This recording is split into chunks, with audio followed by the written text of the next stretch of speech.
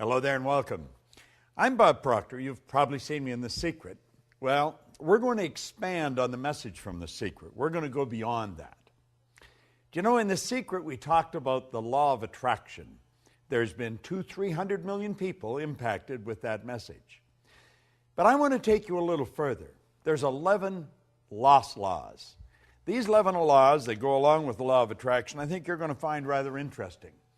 And I want to share a few thoughts with you that lead up to this.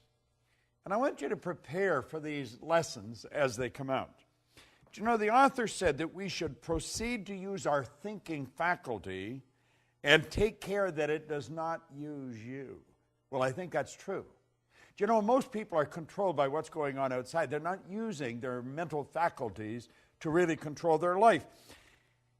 The author says, master your mind and guide it intelligently. Well, you know, if you look at the results of most people, that's not happening. People are not mastering their mind. They're not using it. They're not controlling their own life. As you get involved in these laws, each one of them brings a specific message. And as you bring your mind in harmony with these laws, your whole life is going to change. Let me continue here. He said, learn to think as you ought to think. Give your mental life to the matters that are absolutely essential to your welfare. Have you ever wondered why 1% of our population earns 96% of all the money that's being earned? Do you know, things are so totally out of balance that when you hear those statistics for the first time, you think they can't possibly be true, but they are. And you know, Huxley was right. He said there's only one corner of the universe that we can change, and that's our own self. Now, this author said, the balance of all thought to themes of beauty, truth, and progress. In other words, live with the ideal, but do not neglect the practical. He said, aim to adjust the two, and strive to be on the outside of what you idealize on the inside. Your thoughts make you. And your ideals, principles, or ruling desires will determine your destiny. Now, I have studied this material since 1961. October 1961 is when I really began to study this. So naturally, I've watched a lot of things change. I've watched things change in the world. I've watched the attitude of people shift. And it shifts primarily because we're starting to understand ourselves better. We have here, learn to use your powers unless you wish to be used by them. Make a daily effort to use the knowledge that you have gained. Try to improve upon all of your opinions. Endeavor to obtain a truer and a larger conception of each of your personal views. Now, I have found, as we start to understand this, and as we start to dig into these laws, that everything in our life starts to shift. Do you know what the laws are? Think about it for a moment. Did you really understand the law of attraction before you saw The Secret? Do you know, a lot of people saw The Secret and they thought that the law of attraction just came into being. That's like hearing about the law of gravity and think we just invented it yesterday. The law of attraction's always been here. It's based on another great law, the law of vibration. Well, you're going to find, as we get into these 7 laws, I'm going to give you a short overview on each one of them. And if you take the videos that you're going to get, and then take each one of them and watch one every day for a week. Now, it may take you a few weeks to go through this, but let's face it, you've gone all your life without understanding, and another few weeks dedicated to understanding it is going to make a huge difference. This is a phenomenal program that you're a part of. I am so pleased that I have the opportunity to dig into these laws in some depth and share them with you. You know, the author points out that man's problems are mental in nature. They have no existence outside of themselves. And it has been discovered that nearly all will yield up their solutions when subjected to a broad and exact analysis. You can acquire the ability by studying the law of life.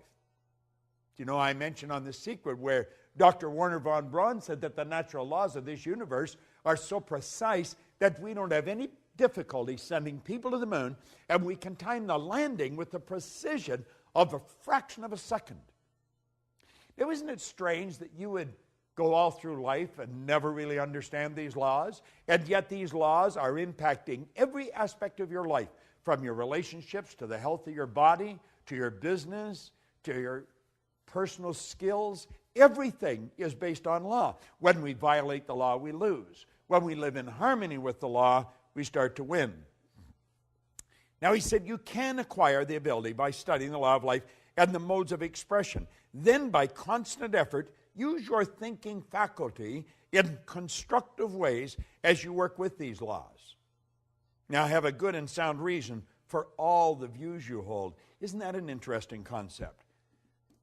Think of that for a moment. You'll hear people say, well, I believe that. In fact, you hear yourself saying it. Why do you believe it? Have you ever really analyzed your own belief patterns? Why do you believe these things? As you try to find why you hold these views, many of your old-time views are going to fall to pieces. Form a clear and definite idea regarding your convictions as to why as you do, and to why as you think. You see, most people never really ask themselves, why do I believe that? Do you know almost all your beliefs you've inherited? Well, that's true. Dates way back into your genetic nature. From the moment of conception, your ancestors are built right into the genes. And we've got a lot of ideas locked up in our mind that violate the laws of this universe, and that's what's causing our problem. See, it's no accident that a very small select group of people live really meaningful lives, and so many others are struggling all the way through their life. Well, you're going to find, as you get involved in this program, and I would encourage you to really take this serious. This is serious work. It's helped me earn millions of dollars, build a company that operates all over the world, make really meaningful friends on every continent. If it's done that for me, what can it do for you? Now keep in mind, when I started to study this, I only had about 2 months high school. I had no business experience, and my whole life changed like that. There's so much good stuff here. This author says clear and exact thinking is a very great necessity. It is, in fact, a sure means to advancement on the mental as well as the spiritual plane. Now, I'm going to leave you with something here that I think is very important. A line of distinction, however, should be drawn between mere surface thought, that is, ordinary, trivial, and commonplace thinking, and real thought, which is associated with the understanding of these laws, with the understanding of truth. The latter is deep thinking, which arouses dormant powers, quickens the perception, and leads to the enlargement of life on all planes. You see, most people's thinking takes them to last night's ball game, maybe the weather, or who won the election. What we're talking about is deep penetrating thought. Really dig into our mind. Let's figure out how we can take quantum leaps, just jumps ahead, rather than small incremental changes. Let's find out how we can turn our annual income to a monthly income like that, because you can do it. If I do it, you can do it. And I'm going to show you how I did it. And I'm going to take you into each one of the other 11 laws. And I will, in fact, elaborate on the law of attraction, because when you really understand that law, everything in your life is going to start to shift. See, the truth, the real basic truth, is everything that comes into our life, we've attracted. We're literally magnetized to it. Do you know that your brain is an electronic switching station? It controls the vibratory rate of this massive energy that we call our body. I'm not my body, I'm not my brain, you're not your body, you're not your brain, but you do have a brain. We have a marvelous mind, and we can control the vibration we're in, and when we do, we start to control what comes into our life. You're going to love these laws, and you're going to want to share them, and you should share them. Givers gain. I want you to get them. I want you to study them. Get involved in this program, and then set aside a time to really study it. Don't treat this as just any recorded program. This is very special. Since October 1961, I have been absolutely obsessed with studying one subject: why you do what you do and why you don't do many of the things you want to do. I want you to think of what you really want to do. What do you want to do with the rest of your life? Do you know, if you go to my website, I tell you on there, if you tell me what you want, I can show you how to get it. And I can. But you've got to decide what you want. And then you want to get into these lessons. The 11 laws. It's phenomenal. And the 12th, I'm going to elaborate on it for you. Make sure you get involved. Set aside the time, and you're going to love it. The videos that you're going to receive here will change your life. Along with the rest of the program, life will never be the same again. This is Bob Proctor, and thank you. And I look forward to meeting you in a seminar sometime in the very near future.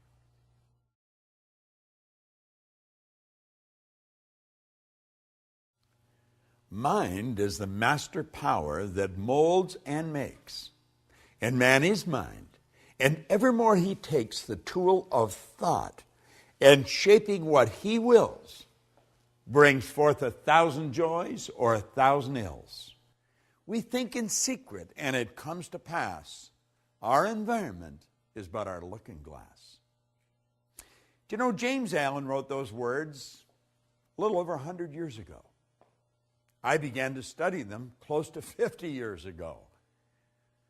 Every year they mean a little more to me. I want to talk to you here about the law of thinking. Thinking is a powerful force. It's been said that it's the most powerful force we're capable of. Do you know Archibald MacLeish, a Pulitzer Prize-winning playwright, had a character stand up in a play one time called The Secret of Freedom. And the character says, the only thing about a man that is a man is his mind. Everything else you'll find in a pig or horse.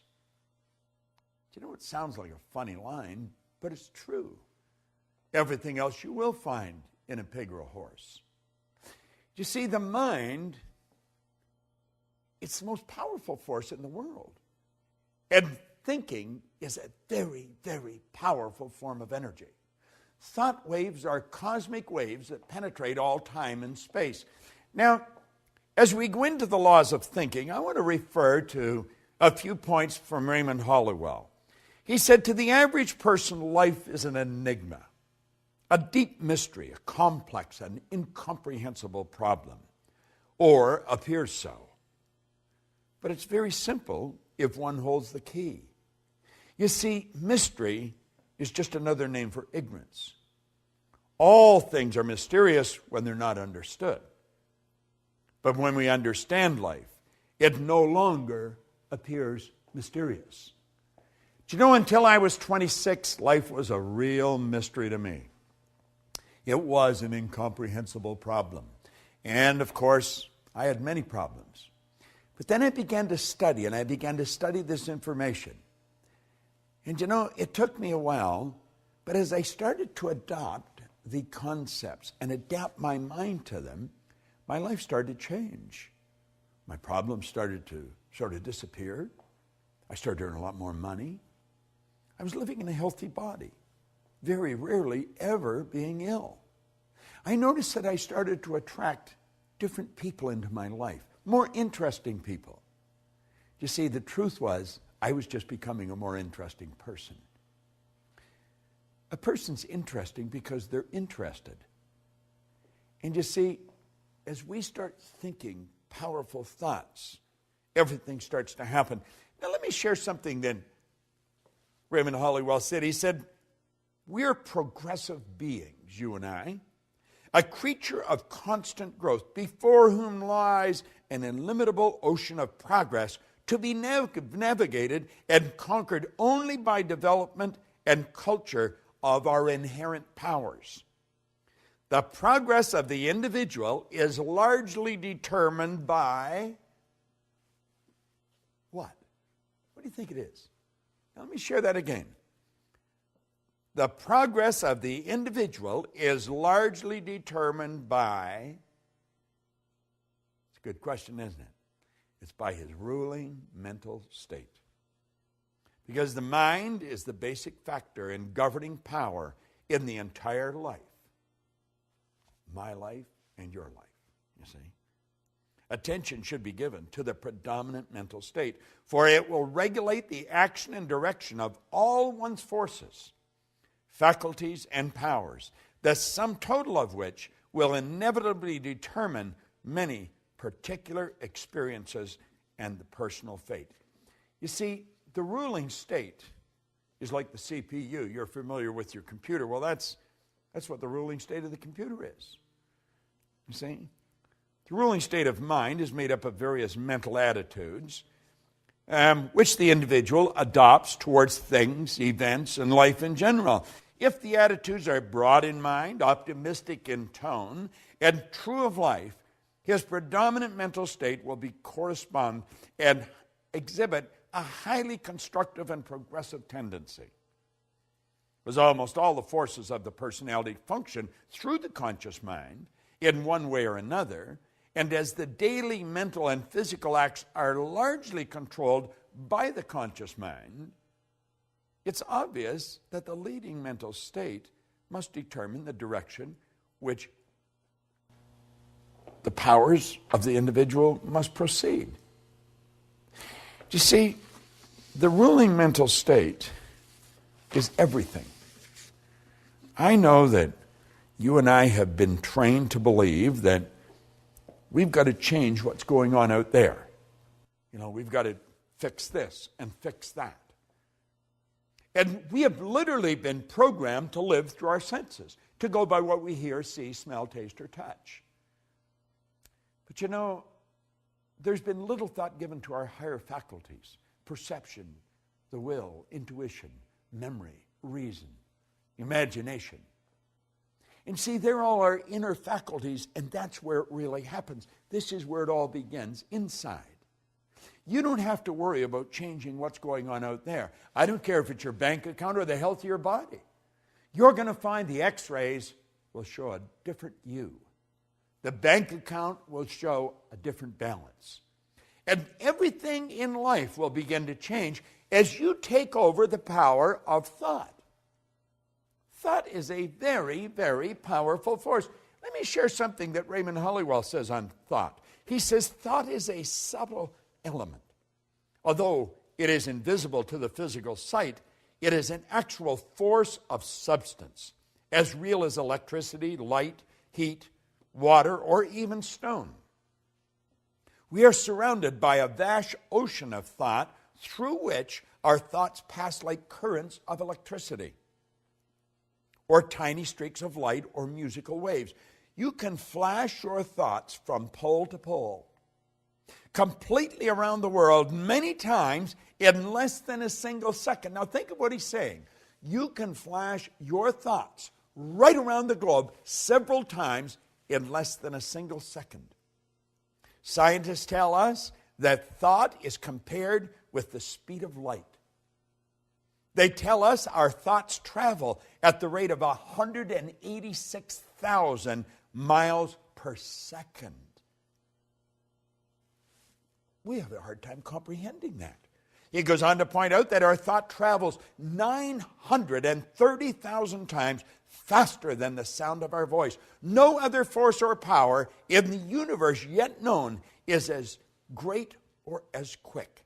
It is a proven fact scientifically that the mind is a battery force, the greatest of any known element. You see, the thinker is like the computer processor. You know, when it's finely tuned, it really works fast. You can think, and what you think ultimately produces the results in your life. See, there's laws to thought. I'm going to tell you something that I've learned beyond a shadow of a doubt. The thoughts that you think and turn over to your emotional mind instantly, by law, control the vibratory rate of your body. Your body is a mass of magnetic energy. It truly is. You know, if you put your body in front of an infrared television camera in a completely dark room, you just see it as a glistening, radiating, gleaming form. As a matter of fact, if you could hear it, it would be like a symphonic concert being played. Oh, I know, to the eye it just looks like a thing, you know. But it's not a thing. The body itself is one of the most magnificent instruments on the planet, and you live in one. And it's how you think that is going to dictate what this body is going to do. We know that our actions produce our results. If we want to change our results, we've got to change our actions. However, If you don't go to the thought, the actions are never, the actions may change temporarily. But believe me, the thoughts that you think repeatedly become fixed in your subconscious mind. And those thoughts are going to determine what happens in your life. Make no mistake about it. Now, play with this for a moment. We hear a lot about positive and negative attitudes or positive and negative thinking. Well, some think that we deal with two forces. That is, we attract the good and we must do away with the bad. You've heard that many times. We attract the good, we must do away with the bad. Well, that is not true. For example, if we are cold, we do not work with cold and heat alike in order to get warm. This is very simple processing that we're going through here, mental processing. We build a fire and we gather around the fire and we enjoy the heat that is extended from it and we become warm. As we build warmth, the cold disappears, for the cold is the absence of the heat. Just like dark is absence of the light. Let there be light, you see. To be warm, we give our whole thought to those things which tend to create warmth. We ignore the cold in thinking of heat and bring forth heat. Prosperity and poverty are not two things. They are merely two sides of one thing, the same thing. There is but one power. Rightly or wrongly used, we cannot think of plenty and then worry about the unfavorable conditions that may seem apparent. If you want to change the results in your life, and I'm just working on the premise that you do, or you wouldn't even be watching this film right now, give your thought to your mind. Give serious thought to this series of overviews that I'm doing on the laws that you're studying. You see, Huxley was right. He said the only corner of the universe that we can be certain of improving, it's our own self. That's all. You know all those things we want to change outside? They're all a reflection of what's going on inside. Well, that may be a big idea for you right now, but as you study this for a week, a month, a year, and then come back and hear me say that, it's going to sound like a totally different statement. You choose your thoughts, and your thoughts create your life. You truly do become what you think about. There is a law of thinking. Make no mistake about it. This is Bob Proctor, and thank you.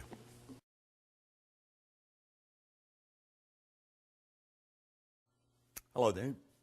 How would your life change if you woke up this morning and find that someone had deposited $9 million in your bank account?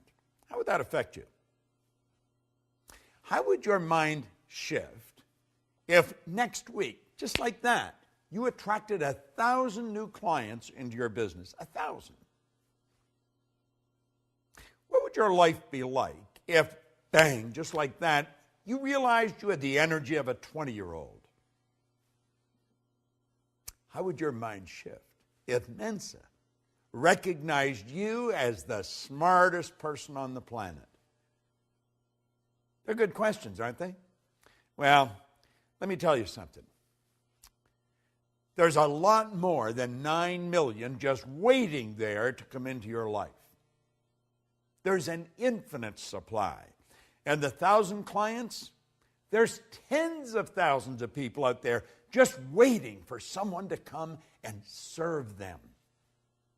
And the 20-year-old energy, do you know all the energy there ever was or ever will be is 100% evenly present in all places at the same time. No one gets energy. Everyone releases energy. And desire is the triggering mechanism that releases energy. And as far as being the smartest, hey, listen, the smartest sometimes are not the most effective. Being smart isn't the answer. Being effective is the answer. Do you know that all the knowledge there ever was or ever will be is 100% evenly present in all places at the same time? I'm Bob Proctor, and I want to talk to you about the law of supply as we're going through and giving you an overview in this video series of the laws, those 11 lost laws. Supply is one of them. Do you know, Halliwell said that man's never satisfied, never satisfied. The fact is deplored by many, but God did not intend man to be forever satisfied. You see, dissatisfaction is actually a creative state. That's right. There's a lot of people that mix up satisfaction and happiness. You can be very happy and very dissatisfied. I am never satisfied with the results that we get in our company, any of the companies that we have. I'm happy with them, but never satisfied. See, dissatisfaction is a creative state. Yeah, it was dissatisfaction that led to the incandescent light. Edison just got sick and tired of dealing with a wax candle or a kerosene lamp. You see? Yeah, it was dissatisfaction that led the Wright brothers to introduce us to a brand new kingdom. Yeah, it was dissatisfaction that took Edward Hillary right to the top of the world. It was dissatisfaction that caused John Kennedy to make a statement that we would be on the moon in this decade. He said that way back in the 60s. Now, I hope you are dissatisfied. And if you're not, well, I'm going to say a quiet prayer for you. See, we believe, therefore, that it is right and good for people to seek to gratify all pure desires and ambitions. Now, I know there's a lot of people that don't agree with that, but they don't agree with a lot of things. But you're going to find out the small select group of people that really understand these laws, understand there is an infinite source of supply. Everything comes from one infinite source. Everything's made from the same. The difficulty with some is that they can more easily look to the creature as the source of their substance than to the Creator. It's just beyond the average person's grasp. We don't really believe that God is the source of our substance. Now, when we start to believe it, I think it starts to happen. Let me share something with you that I read a long time ago. Dr. Wernher von Braun was one of the greatest scientists that ever lived. He's considered by many as the father of the space program.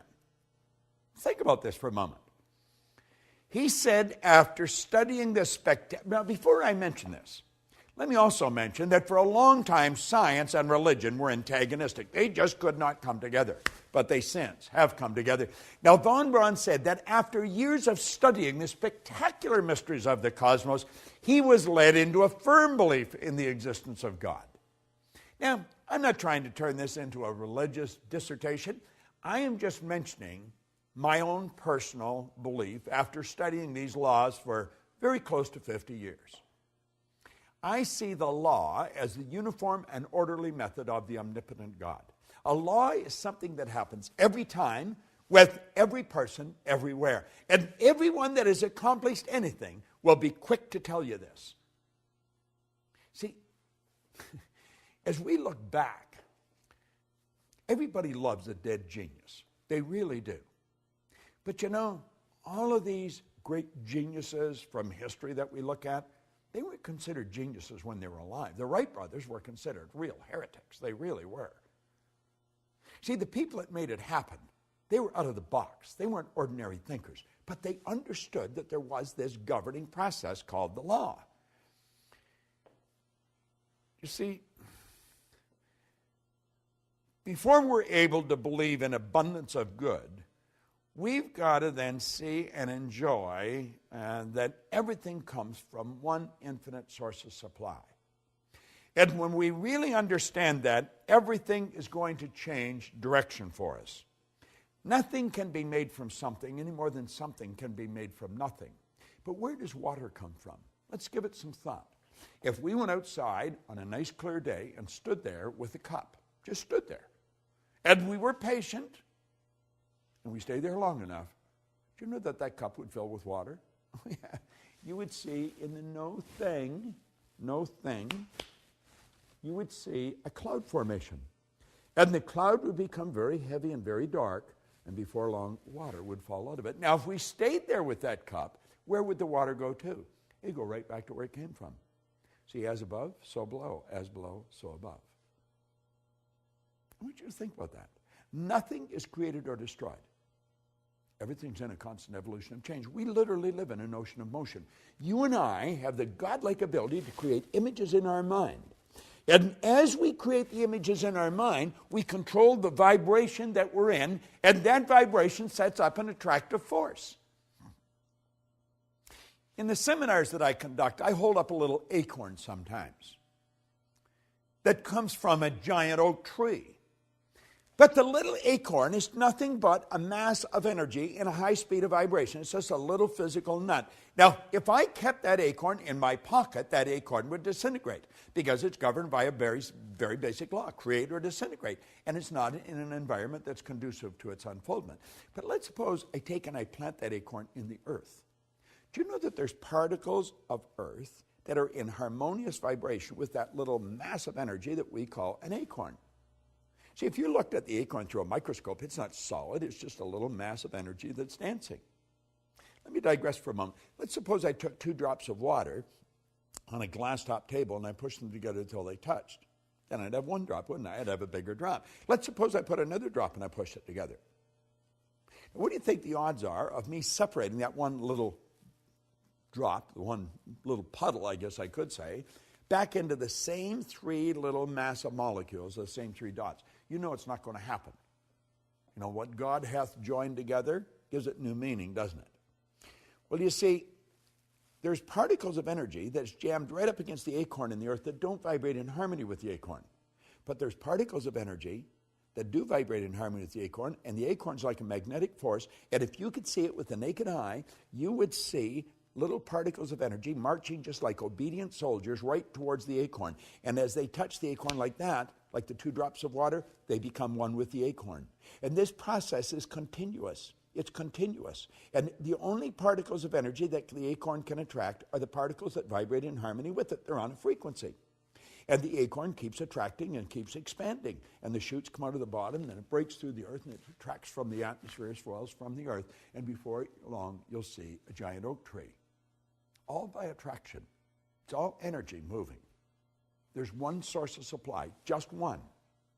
Well, do you know that you are attracting to you right now from an infinite source? Now, if you're holding thoughts of lack and limitation, that's what you're going to attract. The universe, by law, can only give you what you put in the order for. What are you putting in the order for?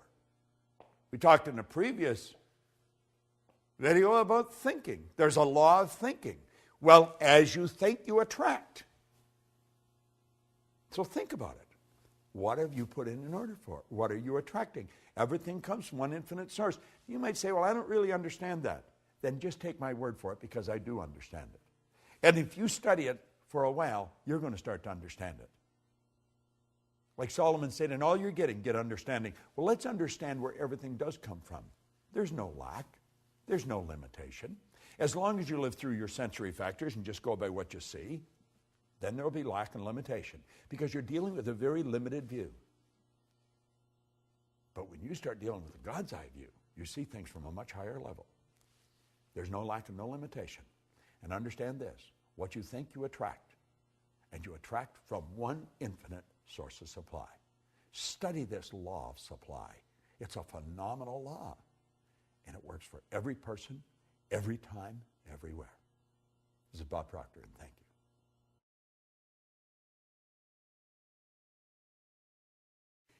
Hello there and welcome. I'm Bob Proctor, and I am attracting good, great, and wonderful things into my life. Money comes to me in increasing quantities through multiple sources on a continuous basis through the law of attraction. And that's what I want to talk to you about, the law of attraction. See, the underlying law that regulates supply in the world of effects has 2 important phases. One is desire, and the other is expectation. I want you to imagine that you're fishing. Now, you may have never gone fishing. You've certainly seen people that have gone fishing. And you take and you get the line all fixed, and boom, you cast it out. And as soon as that plug hits the water, bang, a fish strikes. Now, you got the fish on the end of the line. but you are never going to have that fish if you don't reel it in. Well, you see, when we desire something, we are instantly connected with the invisible side of whatever good we desire. It's expectation that reels it in. Now, most people don't understand this, and they attract what they don't want rather than what they do want. I remember years and years ago, I got a bumper sticker that said, "Expect a miracle." And I kept looking at that bumper sticker, and I kept looking at it and looking at it, and I got to the point where I was expecting something so good to happen in my life that I wouldn't be able to explain it. You see, I come to realize that a miracle is a word, Voltaire said, it's a word that we invented to express the known effects of unknown causes. It's something that's so good that's happened to us that we're at a loss to explain how it happened. I want to explain how I attracted something into my life that literally changed my life, changed my business, but it changed the lives of 200 or 300 million people as well. I got a phone call on my cell phone, and it was a very garbled message. I had difficulty understanding it, and I didn't delete it, but I just kept hitting the pound or the hash and leaving it there in the phone. And one day, my phone was full. So I thought, I should empty the thing. I think I was in an airport at the time, so I sat down and I took all the messages off one at a time and wrote them all out and then deleted them. And I phoned Gina Hayden, who's worked with me for the past quarter century, and I said, Gina, I think this woman's name is Glenda, and I think this is the phone number. It sounds like an Australian phone number. Would you phone now? There's something about a film. Would you phone and see if the number's even the right number?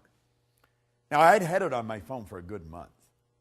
And so at any rate, a couple of days later, or maybe even later that day, I've forgotten now, and I'm talking to Gina, and she said, well, that was the right message.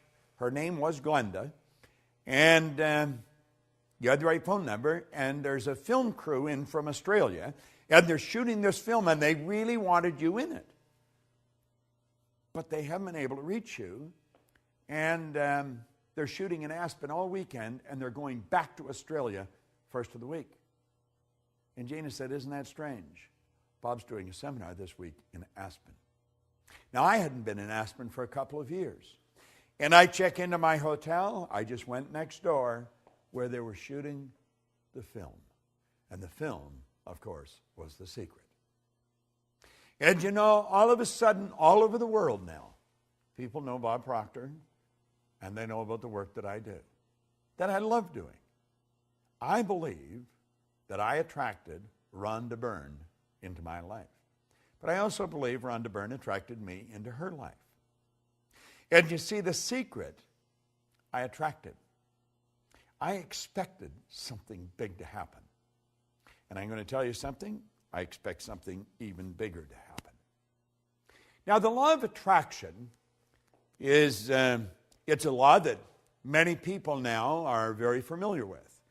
And of course, I think that the secret has probably communicated that law better than anything that I have come across in all the years I've been in this business. They deserve, the people that put that all together, deserve a lot of credit. A lot of people think I made it. I didn't make the film. I just sat there for a couple hours and talked, sharing what I knew. And a lot of good things have happened. Now, the law of attraction is not a primary law. The law of vibration is the primary law. See, everything in the universe vibrates. We literally live in an ocean of motion. I want you to look at the walls that surround you. You think those walls are solid. They're not solid. Nothing is resting. Everything is moving. A body in a coffin is moving. Now, you may think that I'm sniffing something, but I'm really not. If you go into a funeral home and pick up the remains and look at it through a microscope, you will see particles of energy dancing right before your eyes. Now, if it wasn't moving, how would it ever change to dust? Well, you see, you and I have a brain. And our brain is an electronic switching station. And our thoughts activate brain cells and control the vibration we're in. And the vibration we're in controls what we attract into our life. Now, this law of attraction is a phenomenal law. And I think the law of attraction, as it's brought out in this series, it's very well done. And I would encourage you to study into it in some depth, because everything that comes into your life, you attract into your life. Now, you may be saying, does that mean that I have a cold, that I sat and thought I'm going to get a cold? No, it doesn't mean that at all. But you did attract the cold. You see, I don't think you sit and think I'm going to attract a cold. I think you put yourself in a very confused vibration. There's a law of gender. It decrees that all seeds have a gestation and incubation period. And after about 30, 45 days of going through that indecision, that confused state, you have a cold. That's what the cold is. It's just the expression of all the confusion. Anyway, we do attract everything into our life. Now, for many, many years, I had a terrible time with money, as most people do. And I was forever letting my outside world control my thinking. So my outside world was dictating what I was going to attract. Now, I didn't have any money. I had debt, and I'm thinking debt, I attract debt. If your goal is to get out of debt, you're going to stay in debt forever. Because whatever you think of, you attract. And you'll say, but I was thinking of getting out of debt. I don't care if it's get out or get in. You've got to start seeing what you want. In a previous lesson, we pointed out that you don't work on cold if you're cold. You work on heat. See, cold is the absence of heat. So you work at creating heat. Well, if you want good in your life, quit trying to change the bad. Quit trying to get rid of the bad. Let it go. Let the dead bury the dead. Let it be part of the past. Start to see the good that you desire. Visualize it. See it as present in your mind. The second you've got the idea in your mind, you've got it intellectually. The second you internalize it, you've got it emotionally. And then it's only a period of time until you attract it physically. Attraction's a very powerful process. We are all magnetic creatures. We're all a mass of energy. Everything in this universe works on the law of attraction. You go into some restaurants, and they're always busy. The energy is good in those restaurants. You go into others, there's hardly anybody there. Isn't that strange? You go into a clothes store, and you may be the only person there outside of the person that's running it. You go into others, and there's people coming and they're going all the time. It has to do with the energy of the place of business. And the place of business is nothing but an expression of the consciousness of the person that's running the business. When we start to understand this, when we start to understand that we literally attract everything into our life, and it's our thoughts that are controlling what we attract, our whole world's going to change. You see, nature does not deprive us of any good or desired thing.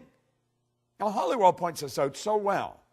It does provide us with the mental equipment and the inner power to acquire and enjoy the essential good to ensure a happy and a worthwhile existence. And it all happens in a very simple method. It's so complicated because nobody studies it. See, I always feel if we can teach a little child that maybe is just learning to walk, how to talk, we can teach them language. We can teach them multiple language. A baby at birth is a linguistic genius. If we can teach the child language, surely we can teach them something so basic as these laws. You say, well, why haven't we? Because hardly anybody understood them. The parent's not going to teach something to the child that they don't even know. The parent's only going to give the child what they've got. You see, what you don't fix, your kids are going to inherit. You should put a big sign on the refrigerator, attraction. Put it on the outside of your bank account. Hang it in your mirror where you put your makeup or shave in the morning. Put the word attraction everywhere. And start to realize whatever you want, you'll begin to attract. That is an absolute law. This isn't just my idea. It is an idea that I've fallen in love with. And I want to recommend you fall in love with it. Study these laws every day. Now keep in mind, this video series is just an overview of these laws. Get into it in depth. Get the script. Study the script. You'd be so glad you did. This is Bob Proctor. Thank you.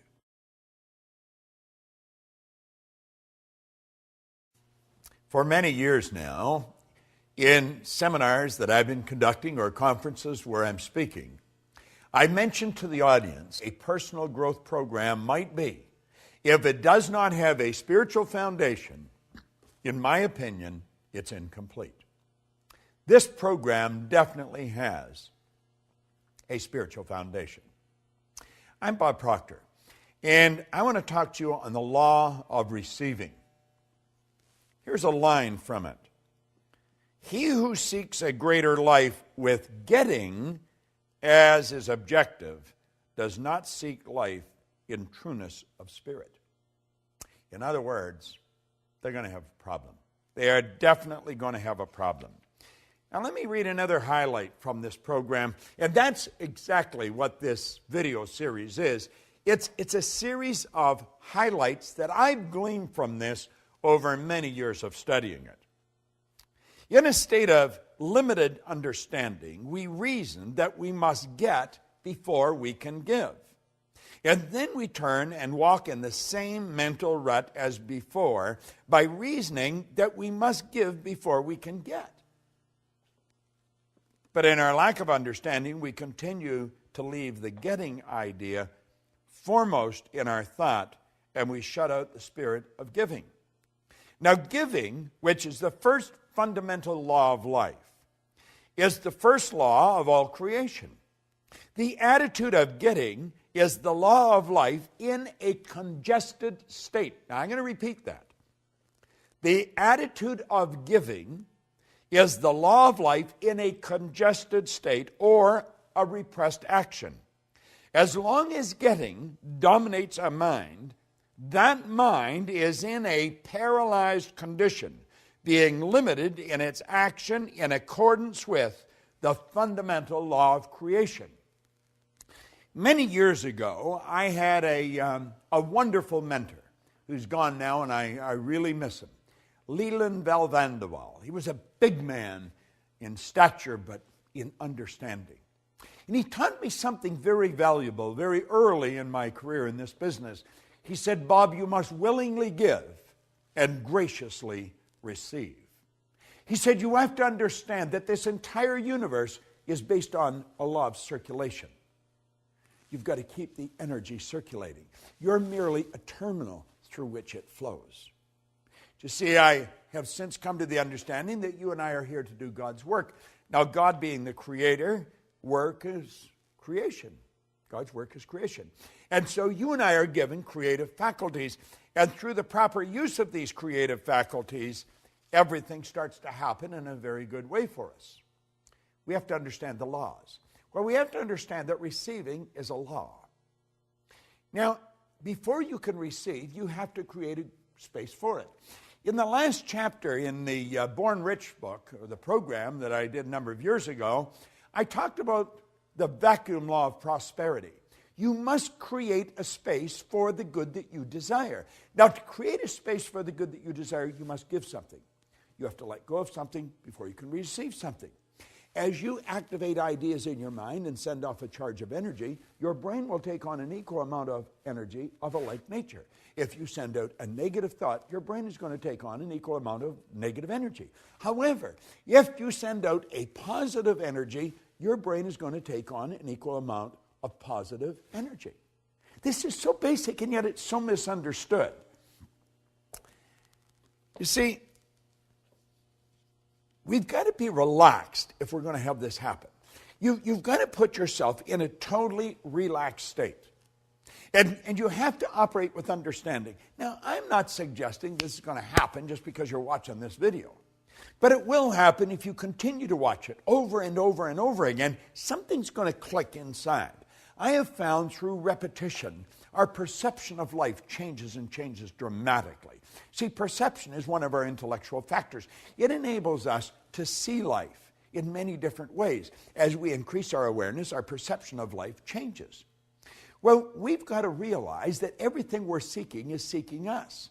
We've got to be open to the good that we're looking for in life. We've got to understand that the only way to receive good is to give good. We've got to put it out and we take it on. If I cause someone I come in contact with to feel good about themselves, I am going to feel good because I put that good through me to get to them. So you see, I receive simultaneous with giving. They're all hooked together. You can't separate them. It's the flip side of the coin. But before we can receive, we've got to give. Now, it's like we say, how can I give if I haven't got it? But you have got it. You have got it. You give what you have got.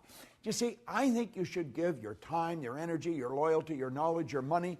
Keep giving it, and you're going to keep getting more. When we open ourselves up to receive, we're going to find that we are in a relaxed state. Let me read you something that Halliwell pointed out. When we relax from strain, the law has a chance to reply to our desires. And things begin to change for us.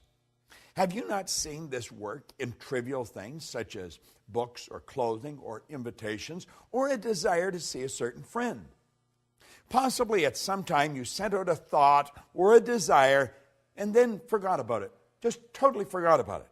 The next thing you knew, you had the book presented to you. You received an invitation. You were walking down the street and bumped into the friend that you desired to meet. It happens all the time. But you see, if we're focused on it and we're straining and we're really, trying everything we've got, we're uptight. It doesn't happen. My wife and business partner, Jerry Robert, and I were sitting in a restaurant the other night. And it was rather interesting. We had just sat down. And this woman come over, and she was bubbling over. She said, I can't believe it's you. I just can't believe. I said to my partner, did you see who just walked in here? And she said, I just can't believe it's you. And then she pulled the secret out of her purse. And then in a very excited fashion, she waved to her partner to come up. He was the chairman and CEO of a company. She was the president and chief operating officer of the company. The company is World Moon Resorts. Their brand is the moon. How'd you like to have that for a brand? Everybody on earth can look up and see their brand. Doesn't matter where they are. Well, she started to tell us a story, how they were working on this project. They've been working on it for about 10 years. That they've been working on this project, and they had spent millions of dollars and all of their time, and they were almost ready to give up. And I guess when they're almost ready to give up, they just sort of relaxed. And someone gave them the secret, and the secret fired them up again. Now, we were listening to them. We weren't quite sure what they were talking about, Moon Resorts, and they were going to build this place in Abu Dhabi, over in the UAE, and it was going to be the largest project in the world. 60,000 condos. And we're looking at them and listening. We're thinking, wow, this is really getting pretty interesting. Then they gave me their 2 business cards. And they said, here's your ticket to the moon. Now, he ran out to the car and come back in and gave us a DVD. I got home and I watched the DVD. Well, it almost blew my mind. It was absolutely incredible. I want you to go to their website and take a look at it. It's just www.worldmoonresorts, worldmoonresorts.com. It's phenomenal. And these 2 people were so excited by what they received. But they had been giving. They'd been putting out for years. And somebody walked up and handed this to them. And I thought, well, if they're that excited over the secret, I'm going to excite them some more. So when I got home, I sent them a Science of Getting Rich program, big box in a briefcase, and they got it the next day. Tonight, Jerry and my business partner, my wife and I, and Sandy, another business partner of mine, we're going to have dinner with them. They're leaving for Abu Dhabi tomorrow. But they're fascinating people. They're operating with a huge idea. These people are really into understanding this. And they're putting out and they're receiving. But you've got to understand, it's the thought that you give it with that makes the difference. Do you know, there's an interesting story that Billy Graham tells about one time. This is when they were struggling. This is when Billy Graham was really just starting out. And $100 probably would have rented a real nice place for a month and bought the food that you needed. But at any rate, the collection plate come around, and he put a $100 bill in. And later on, he says to his wife, my goodness, I thought I put $20 in. I put 100. And she looked at him, she said, isn't that too bad? You're only going to get the good back for putting 20 out. And I thought, what a great story. And that's exactly the way it is. You'll say, but he gave 100, wouldn't you? No. The thought that he gave it with, he was giving 20. You see, it's thinking that controls everything.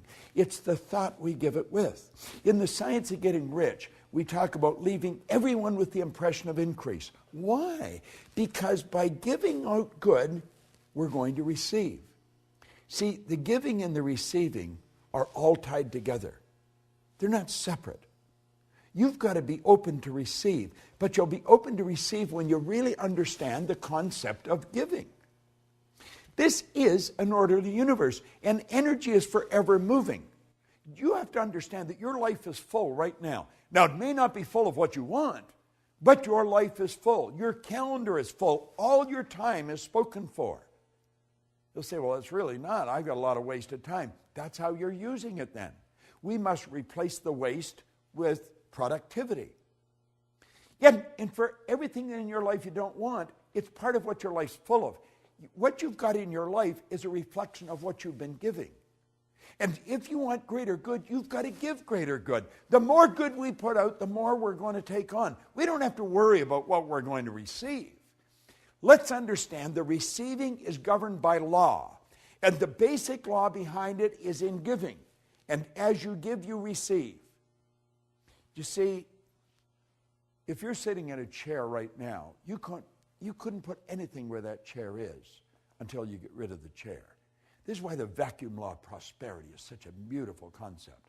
Nature truly abhors a vacuum. You give, and you give in abundance, pressed down and running over.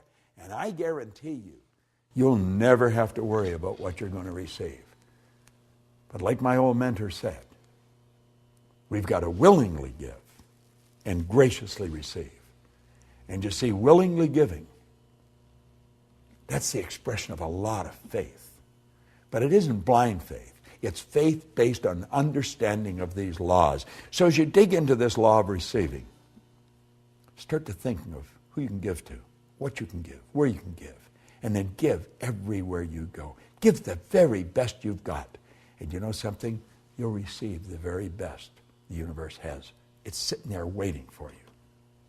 This is Bob Proctor, and thank you.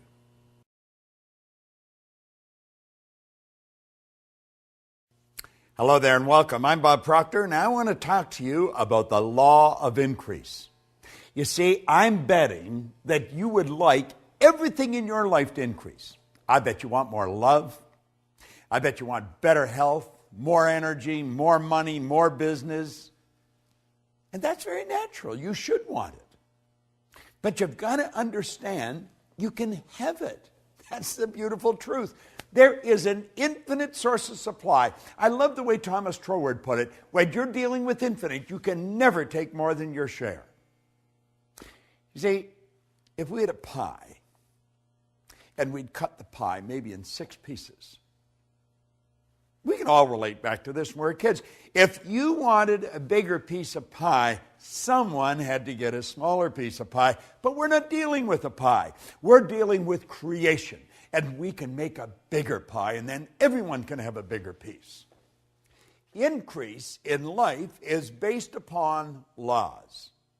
Do you know there's a marvelous series of programs that you probably have and you probably love, The Science of Getting Rich. In fact, it was The Science of Getting Rich that The Secret was based on.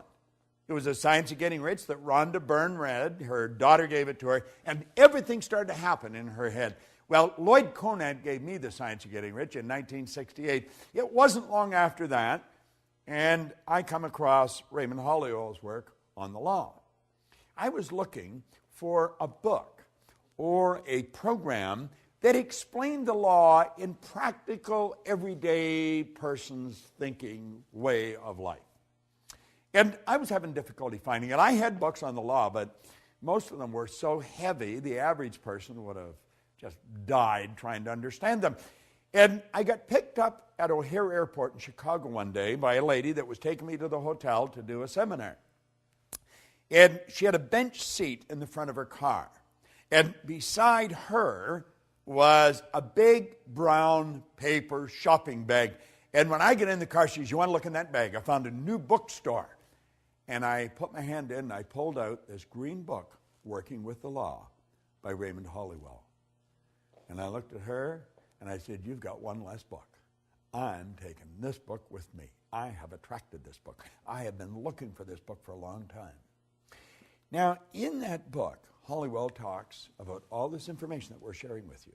Mary Morrissey and I have studied the same material for a long time, and we've created this program that you're involved in right now. And you see, this series of videotapes is really just an overview of these laws, and the law of increase is one that you really want to understand. If you're going to increase anything in your life, you have to praise it. Now, you may say, "Well, how do you do that?" Well, in the Science of Getting Rich, the 7th chapter is on gratitude. And the more grateful you are, the more you're going to receive. But you've really got to be grateful. Now, praising and gratitude are very much along the same line. See, we want to praise our source of supply. We want to praise Spirit. We want to praise abundance. And it's going to come into our life. Now, let me share something right out of the book. Listen very carefully to this. Have you ever had someone condemn or criticize your efforts when you were given the best you thought you had and really tried to please them? I'm sure you have. I know I have, and I'm sure you have. Didn't you feel like folding up and just quitting? Just say, "It's over." Perhaps even felt like quitting the job and letting someone else worry about it. Well, least of all, such an experience suppressed your interest, your zeal, you see. And you did not desire to do better. Now, Hollywell is mentioning this. That's how one reacts when the law is reversed. Whereas when someone praises you for efforts, you feel like expanding and doing better, trying harder to be more perfect. Your interest becomes greater because of that pleasure. And within your happiness, you bring happiness into your work and all around you. It is a well-known fact that every plant is responsive to praise, for I have even seen flowers praised to longer life and beauty. We say a person that praises the plants has a green thumb. You say that person just has a green thumb. They've got such beautiful gardens, but they love their gardens. They love them. They send nothing but loving energy to the plants. Well, when you send loving energy to your source of supply, you're going to find that increase is just automatically going to happen. You're just going to get more. Do you know, I have read time and time again, and I experienced this myself, so I know it to be true, that people that are very successful in something have a very difficult time differentiating between work and pleasure. And that is because they love what they're doing. They're forever grateful for being able to do what they're doing. They do praise it. And the more you praise what you're doing, or the people that's working with you, the more you're going to win. It's been proven that a failing business can be praised into success. Suppose lost friends have returned their affections when the law of praise was used. Think about this. When you put good into anything, good's going to come back. We started this whole series out with thinking. We pointed out that every great leader that has ever lived has been in complete unanimous agreement that we become what we think about. Well, if you think bad thoughts, and if you're looking at things and you're looking at the downside and you're condemning and criticizing everyone, what kind of a vibration are you in? But if you're looking at what they do good, you're looking for the good in everything and you're praising them, what happens? Do you know that a child that is raised with criticism grows up very insecure human being? It's true. This is a known fact. The child that's raised with praise grows up very confident. The child that's raised with criticism usually struggles throughout their life. The child that's raised with praise goes on to become a great leader and very confident. This is so obvious. It's true in plant life. It's true with money. It's true with your friends. Praise your friends. Praise what they're doing. I guarantee you they're going to think better thoughts of you. They're going to be looking for what they can do for you. Now, you don't have to be a rocket scientist to figure this out. Praise changes our observation, our whole outlook of life. In the past, we were in the habit of seeking our weaknesses and failings, as well as the shortcomings of others. But now we see differently. You see, praise changes your perception. Now think of this for a moment. If you're going to praise people for what they're doing, you're first going to have to look for something they're doing good. And if you're looking for something they're doing good, what you're doing is you're using one of your higher faculties, one of your creative faculties called perception. You're looking for it. You're seeing the good in it. And then when you see it, you want to make them aware that you see it. Well, this doesn't just work with people. This works with plants. It works with animals. It works with all of life. Because we've got to realize that intelligence is omnipresent. There's intelligence in a garden rock. There's just no conscious awareness of the intelligence. See, intelligence is omnipresent. We're talking about a power that's 100% evenly present in all places at the same time. Yet this power operates in a very exact way. It's by law. So it only makes sense that if praise works with people, it works with plants, works with animals, it works with all of life. And if we're going to praise anything, we're going to have to see the good in it. We want to look for the good, and then we want to praise it. Now, if I were looking for the bad, you're not going to praise bad. You're going to criticize it. You're going to condemn it. You're going to feel bad. You're going to feel sorry for yourself. But if you're using your perception to find the good in life, then it's going to become easy to praise it. Be grateful for it. See, praise is it's a great concept. And you want to know something? It is the basic foundation governing the law of increase. If you want to increase anything in your life, begin to praise it. Be grateful for whatever you've got and see greater good coming. Now remember, we talked about receiving. You've got to be open for it. You've got to be relaxed. Well, if you want to receive increase, you've got to be open, you've got to be relaxed, and you've got to praise what you've got.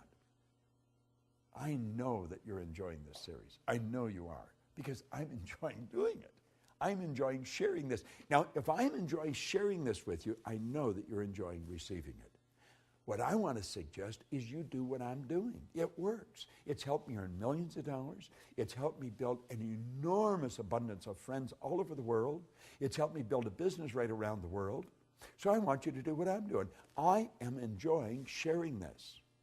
And I'm praising you for using it. You go and extend it. Let's keep this energy flowing. To me, to you, through you. Who are you going to give it to? You know it works. You want increase? Praise what you've got and share it. Willingly give it and graciously receive it. The law of increase is based on a fundamental principle, praise. This is Bob Proctor, and thank you.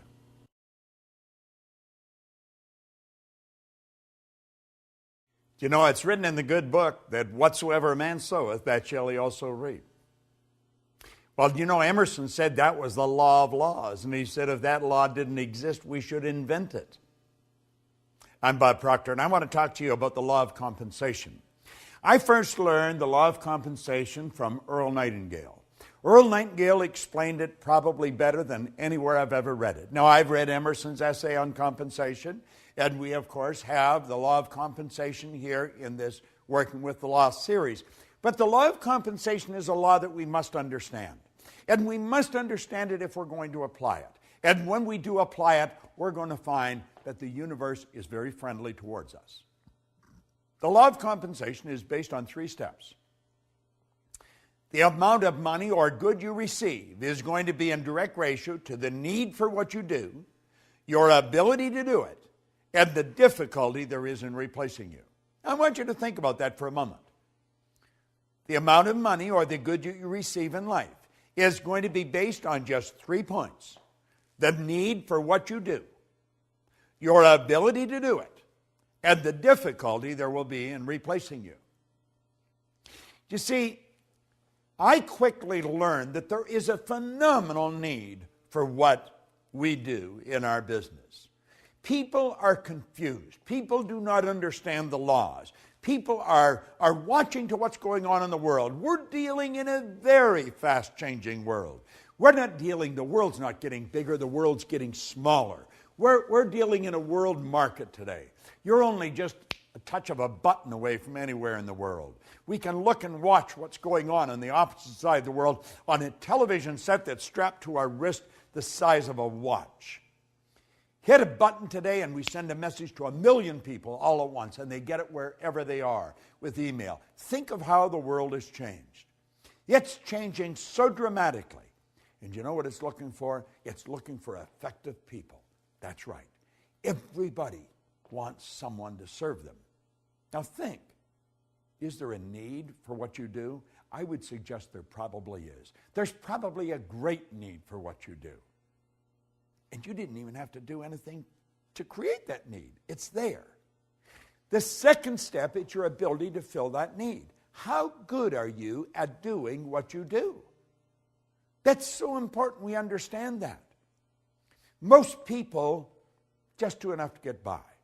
It's been often said that most people work just diligently enough so they don't get fired, and the company pays them just enough so they won't quit. It doesn't work. It doesn't work. It's in violation of the law of compensation. See, the second step, your ability to do it, is going to take care of the third step if you do the second step right, the difficulty there is in replacing you.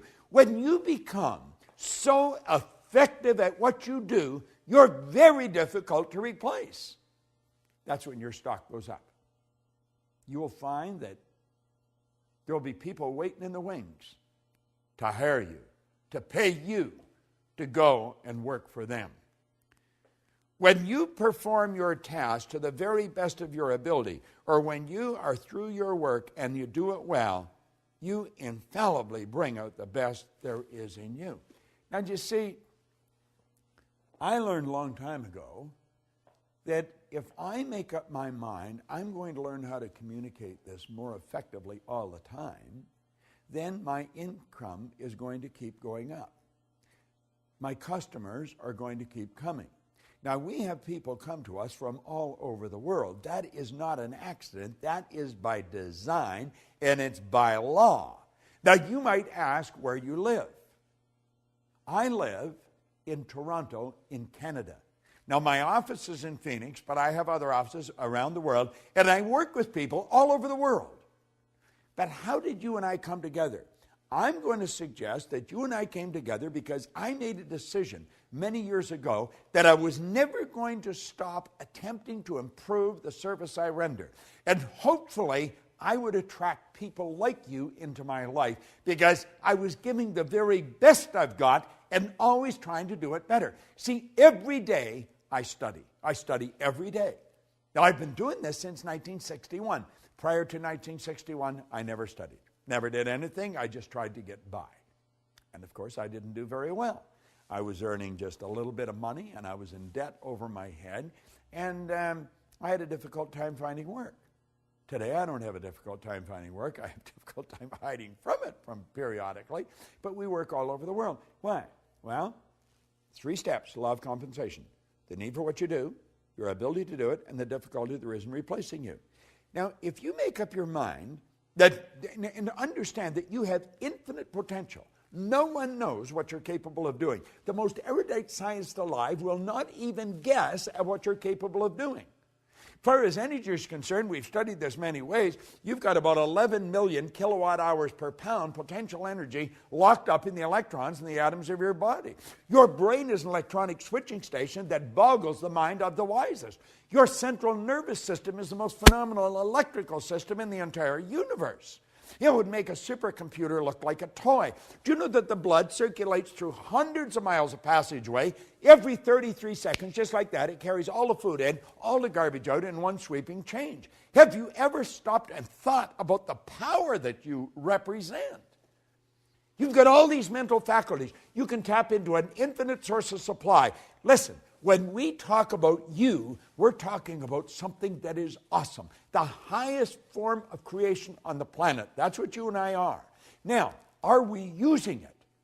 Well, for many years I didn't. My whole idea was just get by. But then I started to study this material, and it started to make sense. And I thought, I'm going to change. I'm going to change how I'm living. And I got into Earl Nightingale's material. Now, I got into Napoleon Hill first, then into Earl Nightingale's. And I began to study it. And I got into this law of compensation. Then I read Emerson's essay on compensation. Then I got into Raymond Hollywell's material on compensation. It's all telling us the same thing. It's up to you. It's up to you. The universe will give you whatever you ask for. But you ask in the form of providing service. You see, you get back exactly what you put out. You put a lot out, you get a lot back. We are raised with the misconception that you go to work to earn money. You don't go to work to earn money. Working is the very worst way to earn money. We have a company called the Chairman's Club. And the Chairman's Club is designed for one thing, to show people how to earn money. You just go to the Life Success or lschairmansclub.com, lifesuccesschairmansclub.com, and look it up. That's the sole purpose of it. And in that club, we show people how to earn money, how to set up multiple sources of income. But the whole thing is based on providing service. You've got to provide service. See, the concept behind the club is that you can earn so much money when you're sleeping, you can do whatever you want when you're awake. Now, that sounds bizarre to most people, but most people don't understand the law of compensation. We're raised with the idea you go to work to earn money. You don't go to work to earn money. You go to work to gain satisfaction. You should spend your days doing what you absolutely love to do. But compensation, think about it. Our compensation comes to us by law. It's based on three factors: the need for what you do, your ability to do it, and the difficulty there can be in replacing it. Now, I know you may have doubts. You may think, well, if I do more, I'm not necessarily going to get more. Well, you may not get it from where you're working. It may not come from there. It may come from somewhere else. You say, but the company makes up their mind how much I'm going to earn. No, they don't. You don't get your pay from the company. You get your pay through the company. Your pay comes from an infinite source of supply. You see, we've got a lot of these ideas wrong. And look at, if you become bigger than your present position, by law, you must move ahead. That is an absolute law.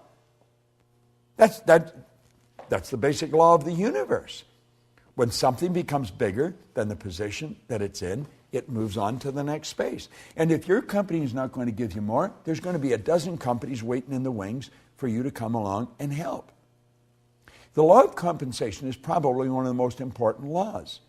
I would suggest that as you turn this set off and you stop watching this particular video, ask yourself, how good am I at what I'm doing?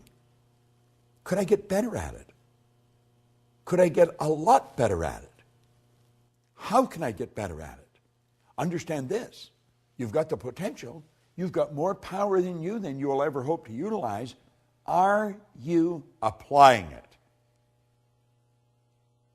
Who does a better job at what you do than you do? Are you studying those people? Study their lives. Find out what they do. Do what they do. Read the books they read. The more you study this material, the better you're going to get at what you do. But always remember, the law of compensation is based on 3 points: the need for what you do, your ability to do it, and the difficulty there is in replacing you. And as you go through all the material in these laws, and you study the law of compensation, get the material, get the physical material and study it. It's all there. You're going to find that all the way through all this material, those three steps keep coming up. The law of compensation is based on what you do. Put the energy out there. Put the effort out. Get better at what you're doing. Say, I am going to get better every day at what I'm doing. And your whole world will improve. This is Bob Proctor. Thank you.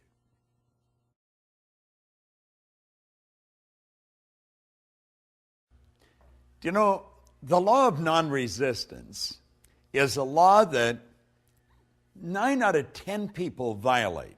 And because they do, they cause themselves a lot of problems. It's a pretty well-balanced individual that understands how to live in harmony and not let this get to them. The law of non-resistance. Think of this for a moment. When you go to do anything that's out of the box, where you're really going where you've never been before, you're going to meet with resistance.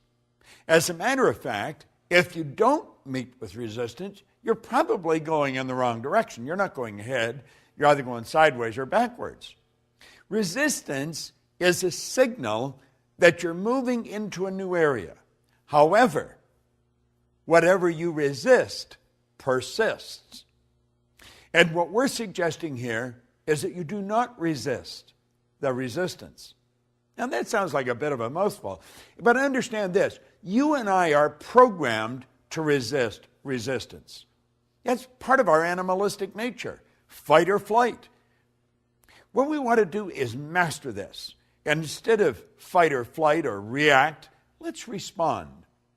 Do you know there's a beautiful concept? It's the law of psychological reciprocity that rests on this law. That law states, whenever you put good out, you'll get good back, but very rarely right away. When you put bad out, bang, you get it right back. Well, let's think about that for a moment. We'll use the martial arts as a metaphor here. Karate is a very hard form of martial arts. You whack me, I whack you. You kick me, I kick you. And we beat the daylights out of each other. That's resisting resistance. Karate is not the way we want to approach this. When somebody yells at us, let them yell. Let them vent all the negativity, but not hit back. Then you take judo. Judo is where you take the strength of the other person's shot and put them down. You don't win much doing that. It's reported that Sir Winston Churchill was a master at psychological judo. One time, Bessie Braddock, who had been a member of Parliament for Liverpool, said, Sir Winston, you're drunk and disgusting. He said, yes, madam, I am. And he said, you're ignorant. You're ugly. But he said, tomorrow morning, I'm going to be sober. You say, what did he do? He win the battle and lose the war. Lady Esther one time said to him, Sir Winston, if I was your wife, I'd put arsenic in your coffee. He said, madam, if I was your husband, I would drink it. Resisted. He loses. George Bernard Shaw apparently had sent Sir Winston an invitation to Pygmalion when it came out in London, that we probably know better as My Fair Lady today. And on the invitation he put a written note, bring a friend if you have one. Sir Winston sent him a note back and saying that he was sorry he was tied up opening night, but he said if the play's still running the second night, I'd be glad to come and see it. Now, you see, psychological judo, you put the person down with the strength of their shot. You win the battle, but you lose the war. Now, there's another way to do it, the non-resistant way. It's called aikido.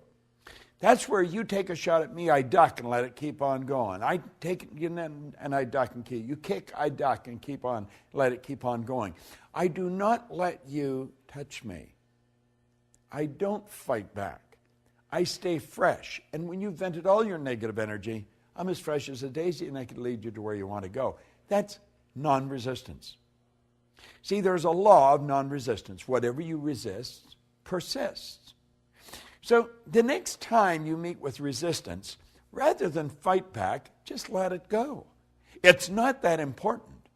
And if you can get this law down pat, I guarantee you, you're going to have a good trip all the way to the top. Because you see, it's whenever we get out of the box, when we're moving ahead. I'm working on a new project. In fact, I've been working on it for a year. I have met with enormous amount of resistance. I just let it go. I just let it go. And I know when there's a lot of resistance on a program that I'm involved in, I'm on the right track. You see, if you're just going sideways, there isn't any resistance. You're doing something you already know. The law of non-resistance, of these 11 laws that you're getting, this is one of the most important. Burn it into your mind. And remember, don't react, respond. I remember to close off with, I was doing a seminar with a bunch of teenagers in Hawaii one time. And I asked the kids, I said, what's the difference between reacting and responding? This one little 15-year-old girl looked off into space and she put her hand up. And she says, reacting is a habit. To respond, you have to think. It was the best answer I'd ever got. 15 years old. To react is a habit. To respond, you have to think. Now think of this. When you react, whatever it is that's causing you to react wins. You lose. When you respond, you win. The law of non-resistance. It's a great law to understand. Use it, and you'll win. This is Bob Proctor, and thank you.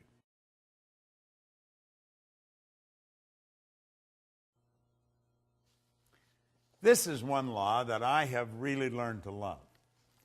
Now, I paid a big price before I learned it, but when I did learn it, my whole world changed. And you know, it wasn't until I had studied this material for some time that this law made sense.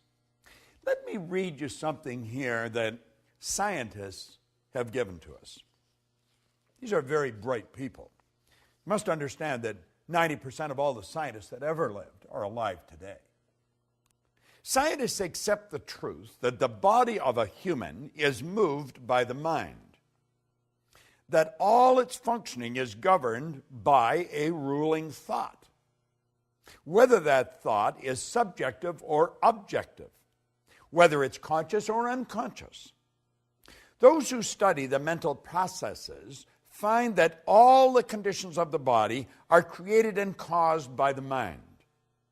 It is known that creation in and every form is governed by and subject to a law. Hence, when one misuses, inverts, or violates a law, this mistake is called a sin. This is interesting. A sin is a mistake, a misunderstanding, and a misjudgment. A mistake is falling short of or disobeying the law, whether that law be mechanical or spiritual. Correction is the only method of adjustment or of appeasing the law. Thus, repentance and forgiveness are the only means available to alter and correct that mistake. I'm Bob Proctor, and I want to talk to you about the law of forgiveness. Now, for a long time, I never understood this. Sin is truly transgression of the law. Now, when I was a little boy, I was sent to Sunday school, like a lot of little boys that grew up in the part of the world where I grew up. And if I didn't go, my older sister would tell. And so I was punished when I didn't go. Now, I also learned that if I said this word or that word, it was a sin, and I was taught that the price of sin was death. Now, I thought that was rather severe, but that's what I grew up with. That was the idea that this little boy learned at a very early age. Now, I was a curious kid. And I was told if I said this or if I did that, it was a sin, and again, the price of sin was death. Well, I thought, I think I'm going to take a bite out of this apple, and I said it, and I didn't die. And I thought, aha, I think I'll try this. And I did it, and I didn't die. In fact, it was fun. So I thought, that mustn't be true. But you know, later on in life, as I started to learn the truth about how the universe operates, the laws, I found out it was true. It was my understanding or perception of what these people were telling me. And that was probably the problem. And it probably was even further than that. It's because of their intention of what they were saying, because I think I was getting what they were saying to me. Well, you see, there's a very basic law of life, and that law says create or disintegrate. We're going ahead or we're going back. Now, disintegrate doesn't mean that you're just going to disappear. You know, when we talk about live or die, that doesn't mean that our heart's going to stop and the blood stops flowing and we're either, incinerated or placed in the ground. That's not what that means. It means that we're either going ahead or we're going backwards. That means things are getting better or they're getting worse. If we violate the law, the price of sin is death. Means things are going backwards. Things are not going to be as good as we want them to be. If we live in harmony with the law, we're going to go ahead. So do you see, sin is transgression of the law. Price of sin is you're going to go backwards. Live in harmony with the law, you're going to go ahead. Now, forgiveness is a phenomenal concept. I never used to think much of it. I thought, forgive, what's it mean? It means let go of completely, abandon. Forgive yourself. You can't change what you did. Do you know there's many people wander around with great feelings of guilt? Guilt is guilt and resentment are two of the most destructive emotions that you'll ever come up with. I was raised with guilt.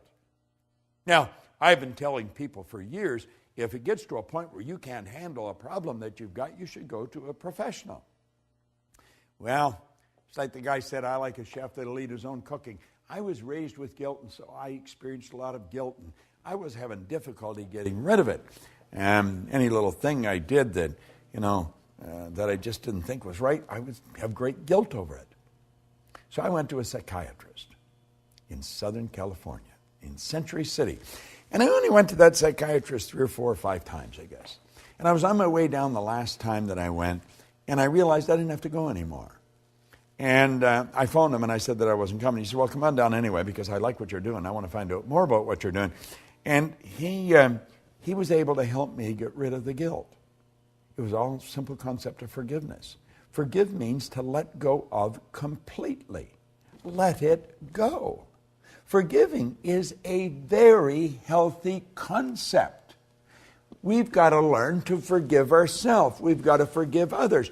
We have to realize that what we did yesterday, we cannot change. If you did something deliberately wrong, let it go. Forgive yourself. If you did it and you didn't do it deliberately, forgive anyway. Let it go. If someone else has done something to you, don't hold any resentment. Let it go. Now, that doesn't mean that you want to go and give them an opportunity to do it all over again. You may move away from that. But you cannot hold bad thoughts in your mind and move in a good direction. Listen to something else that Hollywell brought it out here. He said, a noted physician talking before a group of other medical people on this very subject of thought being the source of disease was recorded as having said in his concluding remarks, abnormal tumors and cancers are due to a long period of suppressed grief and anxiety. Another way of saying that such diseases are due to a lot of sinful thoughts getting bottled up and suppressed within our minds. If this state is so destroying, it might be wise for us to probe into our own selves and note the effect our emotions have upon the physical organism. Then let us seek by every means at our command to overcome and abandon and forsake every emotional tug that has a debilitating and disturbing effect. Do you know, that's such excellent advice. Do you know, if you go way back, found out we're just absolutely ridiculous. A lot of bad blood comes from wrong thinking. Try and understand this. Everything works from a higher to a lower potential. When you're dealing with electricity, you must work from a higher to lower potential. We don't even know what electricity is, but we do know the laws by which it operates. If you want a greater flow of electricity, put in a bigger bulb, get a bigger transformer. The only limit placed on electricity is the limit that's placed on the form through which it's flowing. Well, it's exactly the same with us. We work from a higher to a lower potential. We go from the thought to the thing. Spirit always manifests through its polar opposite. You go from the non-physical to the physical. You and I have the ability to tap into a non-physical world, a world of thought. And we can choose our thoughts. We can choose any thoughts we want. Do you know, Viktor Frankl was a Viennese psychiatrist, spent the war years in a concentration camp. And he said it was while he was in the camp that he realized that regardless of the physical or intellectual abuse that he was subjected to, no one could cause him to think something he didn't want to think. Do you know that's where attitude begins? Attitude is the composite of our thoughts, which cause our feelings, which express in actions. See, our thoughts, feelings, and actions, when they're all in sync, that's an attitude. Well, we want to have the proper attitude, and we're going to live in a healthier body. We want to have the proper attitude, and we're going to enjoy the wealth that we look for. We want to enjoy the proper attitude, and we're going to have the friends that we want. But one basic concept is that you have to forgive yourself, and you have to forgive others. You see, guilt and resentment are without question two of the most destructive emotions that anybody can experience. Of all the laws that you're going to study, this could be one of the most liberating of all of them. Forgiveness. Letting go of. Abandon. Just let it go. And when it comes back into your mind, let it go again. Form the habit of not holding on to anything that's causing you to feel bad. Start to love yourself. Start to respect yourself. Have a healthy respect for what you're capable of doing. And understand this, carrying bad thoughts about anyone or anything is not doing anyone any good. It's sinful. It's destructive. And the price of sin is death. Now, that doesn't mean they're going to bury you. But it may be burying your company. It may be burying your income. It may be burying your friends, because they won't want to see you. Forgiveness, it's going to cause everything to grow. It's going to cause you to be healthier. It's going to cause your income to grow, your friends to grow, your business to grow. Forgive. It's a beautiful law. Forgive means to let go of completely, abandon. Replace the thought with one of beauty, with one of plenty, with one of abundance. You'll be glad you did. I did it. I'm a happy, healthy, wealthy guy. And you know something? Lots of energy. It just flows freely to and through me. I forgave me and everyone else that occupied a bad place in my mind. You do the same. The law of forgiveness could be one of the greatest laws you study. This is Bob Proctor. Thank you.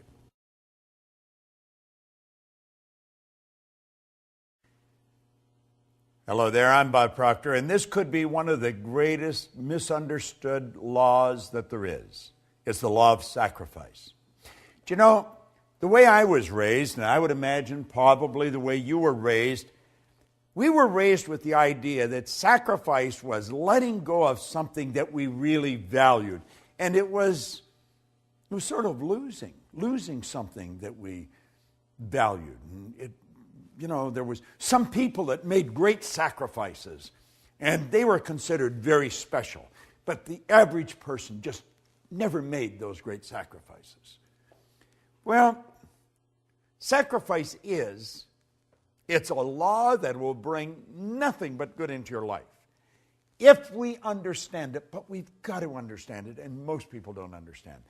Sacrifice is giving up something of a lower nature to receive something of a higher nature. I talked one of the other laws about the last chapter in the Born Rich series, and it was on the vacuum law of prosperity. Well, sacrifice has to do with the vacuum law of prosperity. You move something out to make room for the good that you desire. Sacrifice is giving up something of a lower nature to receive something of a higher nature. And you have to give up the thing of a lower nature before you can receive the thing of a higher nature. So you see, sacrifice is based on a very good understanding of faith as well. Faith based on understanding. This is tricky. This isn't something that's just going to happen like that. Now, I want you to think of this for a moment.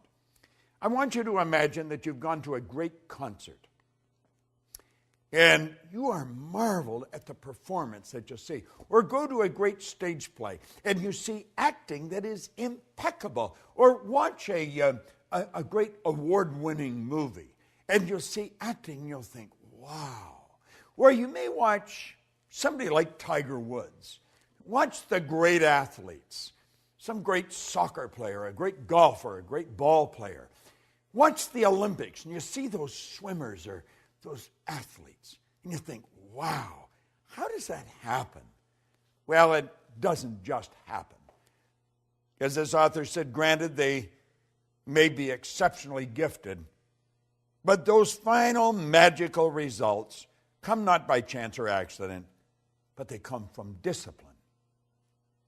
Discipline that is consciously chosen, ardently desired, and patiently persisted in. Let me repeat that. Discipline that is consciously chosen, ardently desired, and patiently persisted in. I have often said that discipline is the ability to give ourselves a command and follow it. I will master this. I remember one time reading an article in an airline magazine, and Walter Cronkite was being interviewed.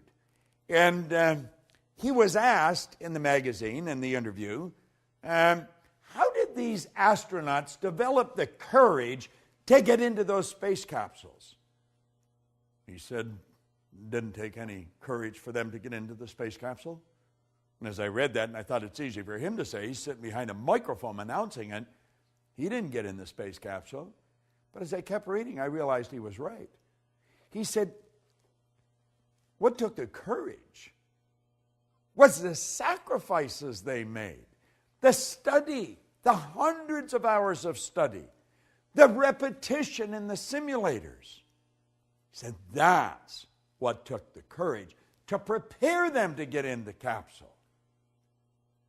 It took discipline. It took discipline. How did Halliwell call it? He said, discipline that's consciously chosen, ardently desired, and patiently persisted in. No one ever becomes great at anything by accident. We talk about people getting something for nothing. There is no such thing as something for nothing. That's absurd.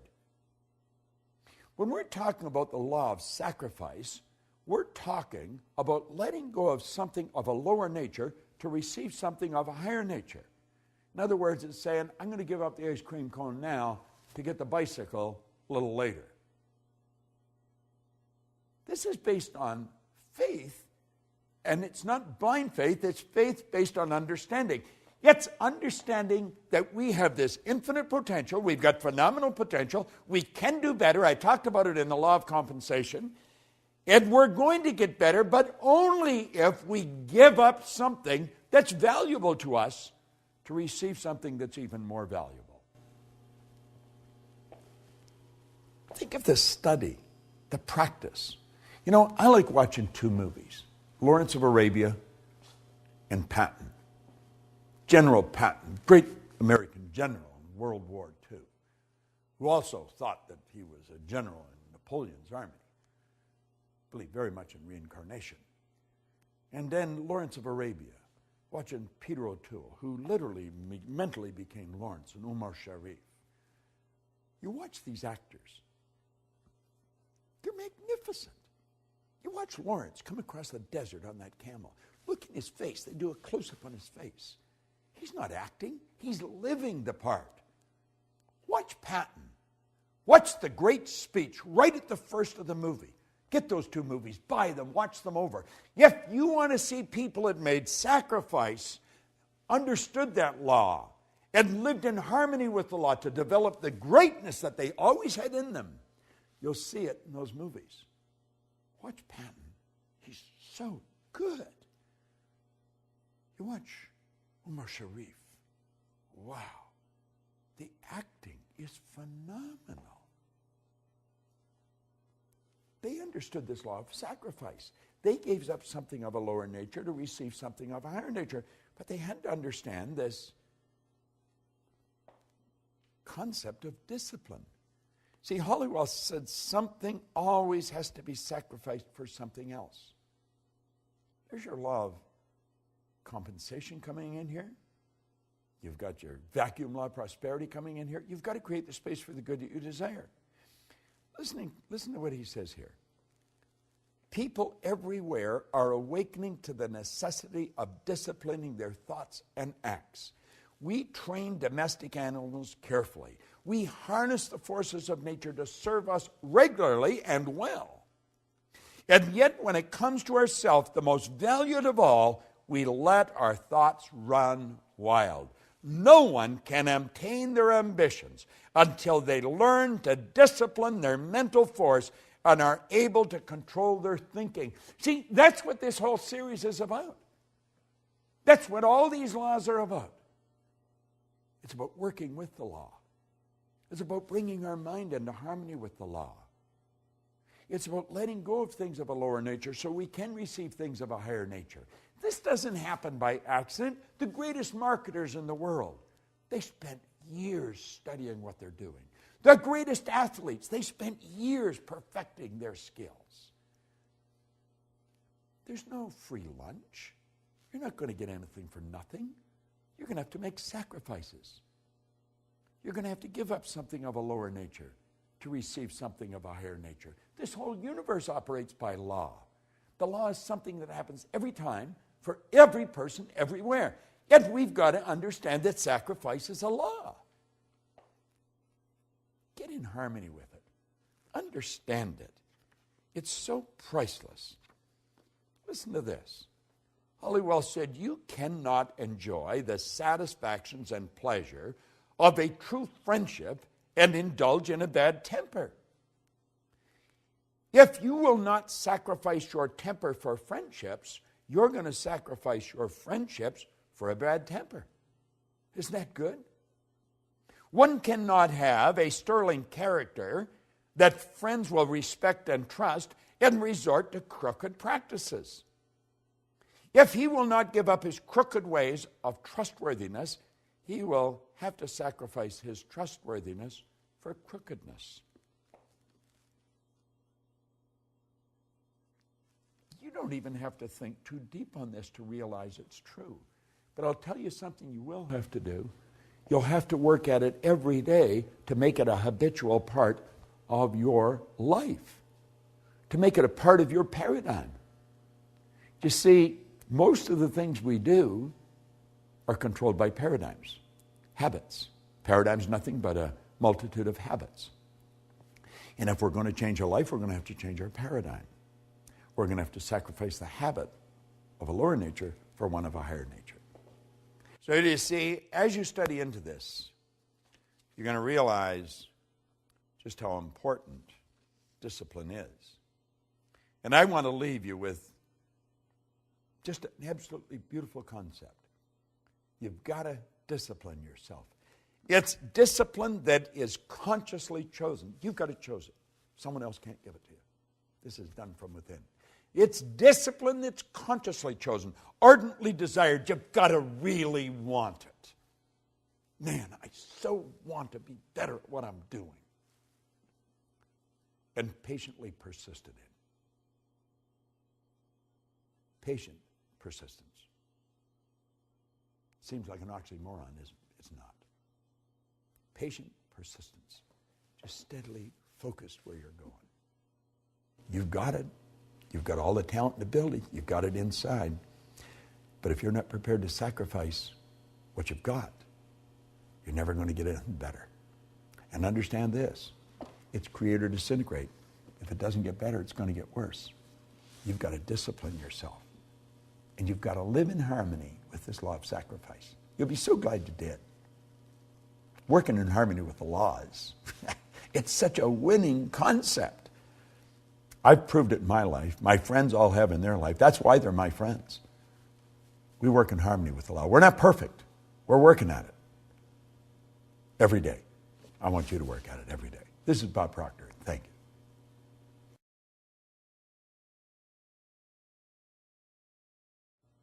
There's a marvelous poem in this program, Working with the Law, by Henley. It's one I have loved for years, Invictus. Listen carefully, then read it over and listen to it over and over. Out of the night that covers me, black as a pit from pole to pole, I thank whatever the gods might be for my unconquerable soul. In the fell clutch of circumstance, I have not winced nor cried aloud. Under the bludgeonings of chance, my head is bloody but unbowed.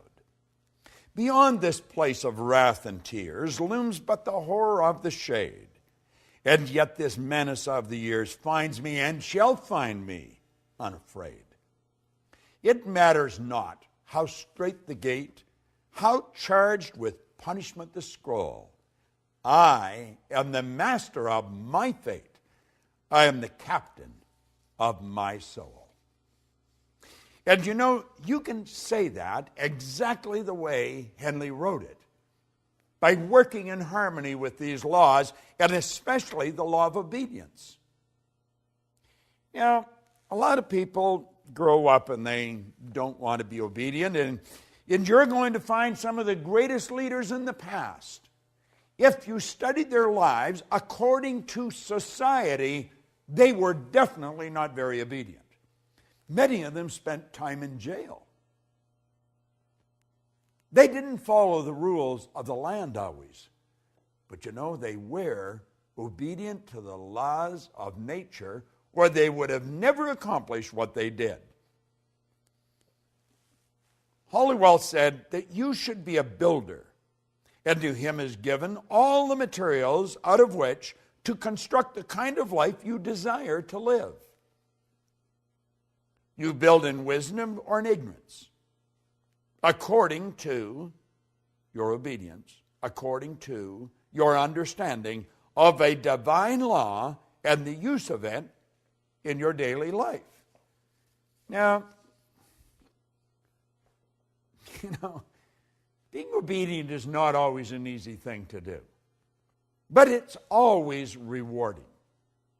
I'm not talking about you being subservient to some person that really doesn't understand what's going on in this universe. Let me go back and share with you again what I just read.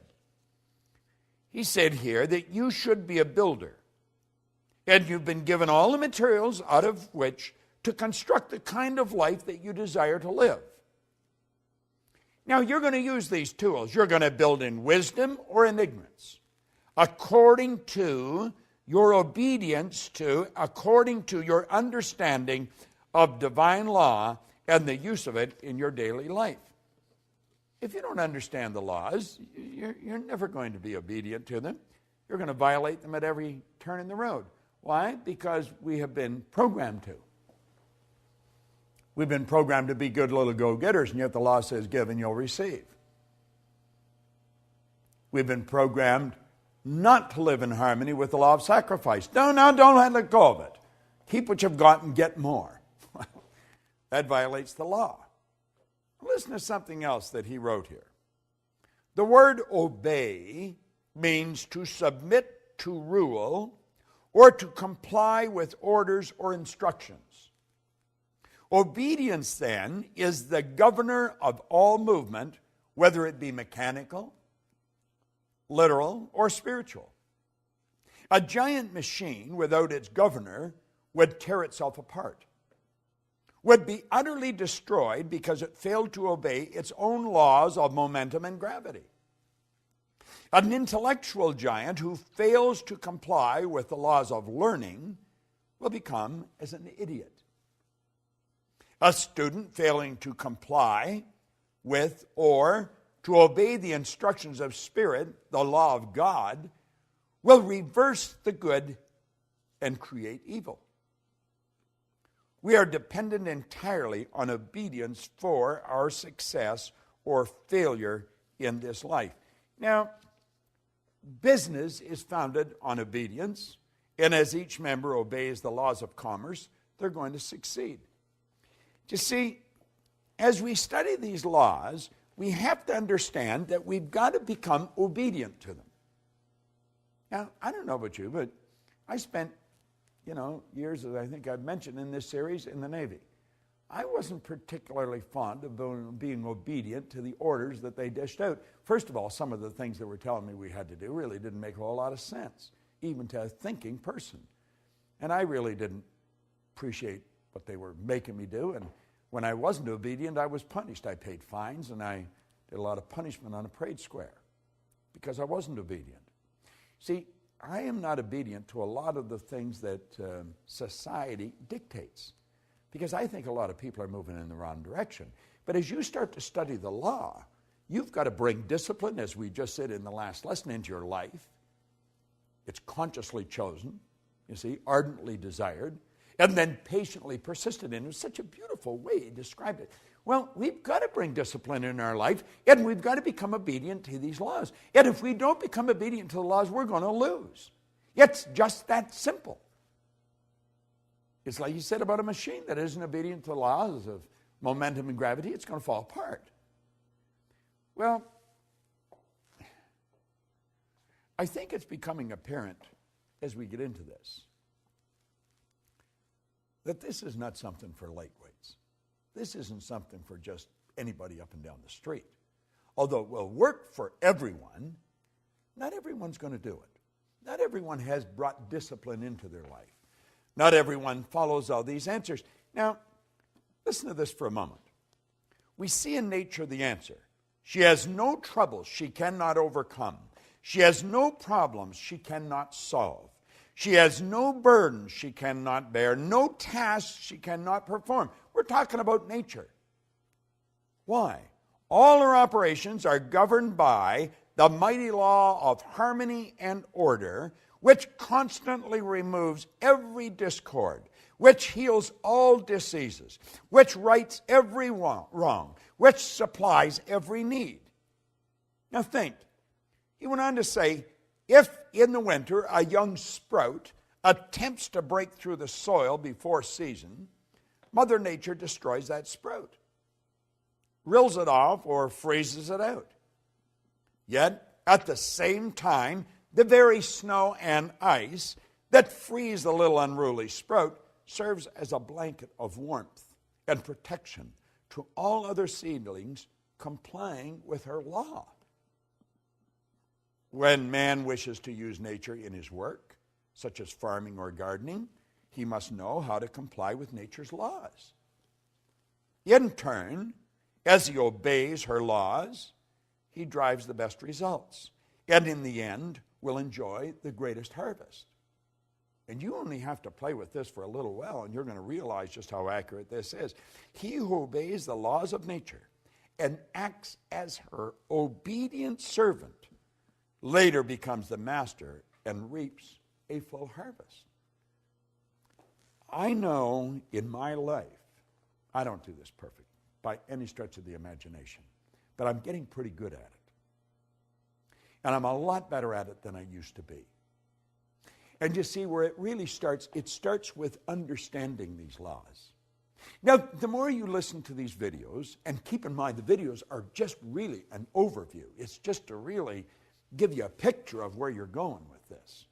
But as you dig into this in some depth, as you get into this, and then as you get into the Science of Getting Rich series that we have, and I'm sure that you're aware of that, as you get into the laws there, we're getting into very basic laws that govern how everything happened. I got to go back and quote Wernher von Braun again.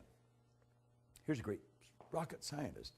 He said that these laws are so precise that we don't have any difficulty building spaceships, sending people to the moon, and we can actually time the landing with the precision of a fraction of a second.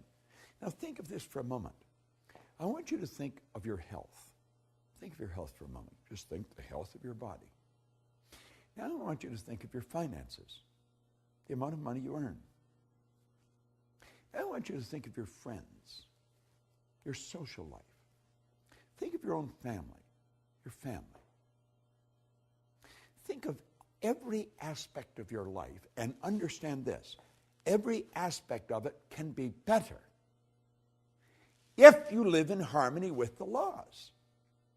Now, do you know, by doing this, you could be accused of being selfish. I like the way Oscar Wilde put it. He said, selfishness is not living as one wishes to live.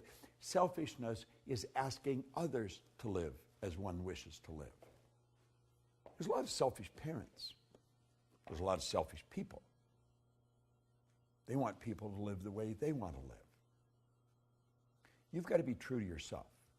If I want to be free, I've got to be me. I've got to be obedient to these laws, and the more obedient I become, the more I'm going to win. But it's based on understanding, and understanding only comes one way. If there's another way that you know of, let me know, because I've been looking for a long time. You must understand these laws to live in harmony with them. Understanding only comes through study. Study these laws. Dig into this program. I guarantee you, you will be so happy that you do. And then share it with as many people as possible. You're going to love the next one, the law of success. It's a beauty. This is Bob Proctor. Thank you.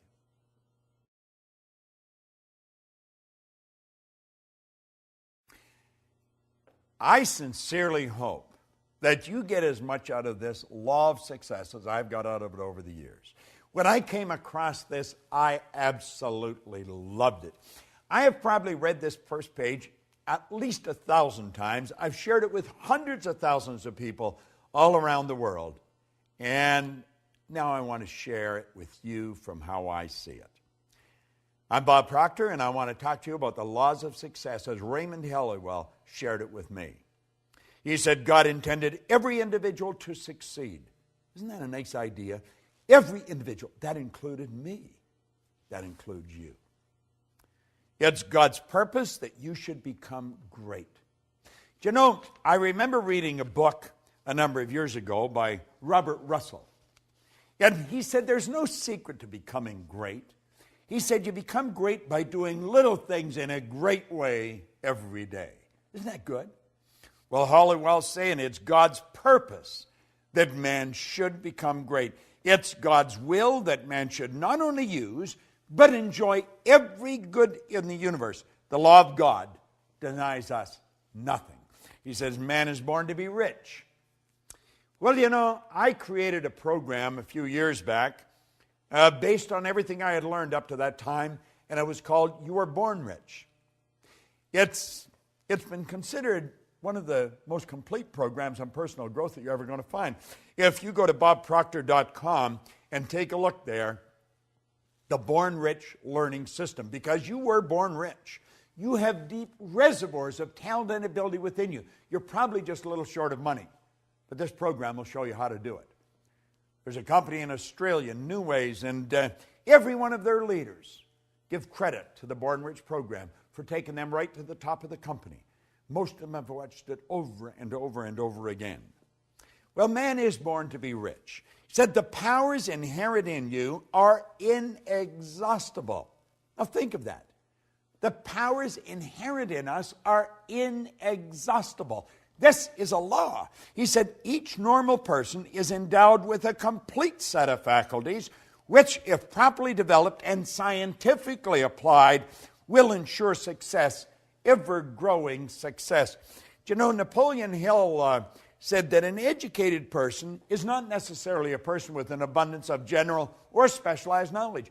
He said an educated person is a person who has so developed the faculties of their mind that they can acquire anything they want, or its equivalent, without violating the rights of others. Do you know what the faculties of your mind are? Do you? If you don't, odds are pretty good you're not going to develop them.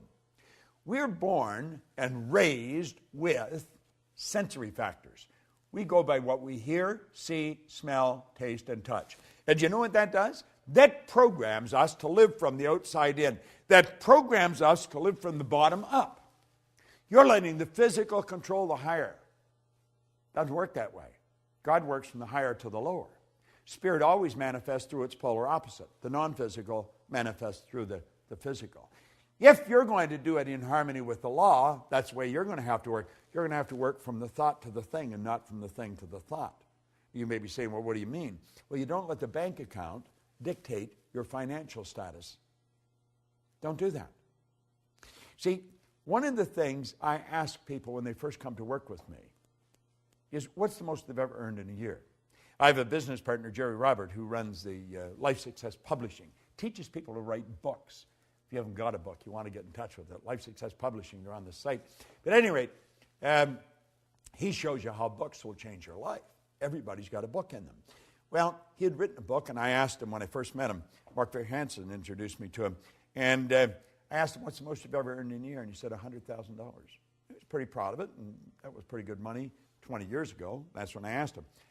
And I said, if you do exactly what I tell you, I'll show you how to change that into a monthly income. Do you know, within months, he was earning that every month.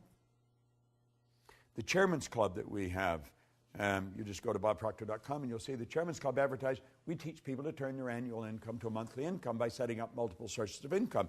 Now he says here, each normal person is endowed with a complete set of faculties, which, if properly developed and scientifically applied, will ensure success, ever-growing success. Now I'm going to tell you what they are. I'm not going to go in any great depth on how to develop them. We do that at another time. You have perception. That's your way you look at life. You have your will. That teaches you to concentrate. You have your memory. There's no such thing as a bad memory. You have a perfect memory. You have reason. Okay? That's your thinking. And you have imagination. These are all phenomenal mental tools. And you can use them to develop greater and greater success. And you're going to have to use them if you're going to live from the inside out. Ever-growing success. He said, we're made for progress. Every person contains within themselves the capacity for endless development. You know, that excites me. I don't know about you, but I've been working on this now for 48 years. 48 years I've been studying this. And I know that I'm going to study it for the next 48 years. I just want to keep getting better at it. Endless development. Advancement into all things is the law's great purpose. Now, that's a phenomenal idea. Advancement in all things is the law's great purpose. By learning to work with the law and promoting that aim, you're going to build yourself into a greater and a greater success. So you wonder, well, what is the win in me for really studying these laws? That's it. You're going to build yourself into a greater and a greater success. You're going to earn more money. You just keep earning more money. I went from earning $4,000 a year, now I earn millions of dollars. And it's easier. I don't work as hard. Napoleon Hill said, you know, it takes no more energy to work with the big idea than it does with the small one. Well, that's what we're saying here. You're going to have more friends, better friends. You're going to live in a healthier body. You're going to enjoy your work more. You're going to work all over the world. You're going to do what you want to do, live the way you want to live. By learning to work with the law and promoting that aim, you're going to build yourself into a greater and greater success. Now listen to this. He said, all of the processes of nature are successful. Nature knows no failures. That's huge. She never plans anything but success. She aims at results in every form and manner. To succeed in the best and fullest sense of the term, we must, you and I must, with nature as our model, copy her methods. In her principles and laws, we're going to discover all the secrets of success. I don't know about you, but that sort of excites me. I know one thing. The tide always goes out, the tide always comes in. The night always follows the day. Winter follows summer. This is the law at work. It's perfect in all of nature. And we can do the same thing. In her principles and laws, we're going to discover all the secrets of success. Now he says, infinite resources are at our disposal. Infinite, there's no end to it. Infinite. There's no limit to our possibility. We can focus and individualize the elements, the forces, and the principles of the whole world. That's a bit of a stretch, isn't it? Do you know that everything in this universe will rush to your aid when you're working in harmony with the law? This isn't some decision of some emotional or capricious God on a cloud. This is the absolute law of the universe. The law is the uniform and orderly method of the omnipotent God. It's the way everything works. Everything works perfect. Infinite resources. There's no limit to our possibility. We can focus and individualize the elements, the forces, the principles of the whole world. We can develop a wonderful intelligence. Thus, all of life's questions may be answered, all of nature's secret discovered, and all human problems solved. Nothing is impossible. Now, you may be thinking, well, the world is in dire need of this. Oh, you're so right. Absolutely. But do you know it's because we're living in harmony with the law that we can live the way we do? Do you know there's some people that have never seen a toilet? Do you know that there's some people that have never seen an electric stove or a watch? Do you know that the whole world lived like that not long ago? Do you know that the electric light is a brand new idea relative to most of the population of the world? Do you know that these things, everything we've got that we take for granted, they're relatively new? It's all happened just in the last century or so. Think of that. Think of it. This has happened because we start to understand the law.